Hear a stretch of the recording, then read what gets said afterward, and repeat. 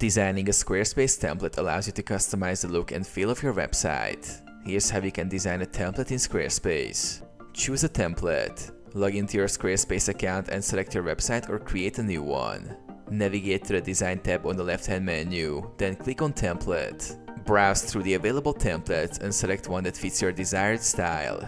Each template is highly customizable, so focus more on layout rather than specifics. Customize styles. After selecting a template, go to Site Styles under the Design menu to adjust colors, fonts, and spacing. Choose a global color palette to define your brand identity.